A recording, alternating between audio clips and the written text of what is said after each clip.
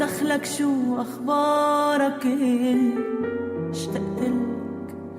انت اشتقتلي دخلك شو أخبارك اللي اشتقتلك انت اشتقتلي اشتقتلك طبعا أكيد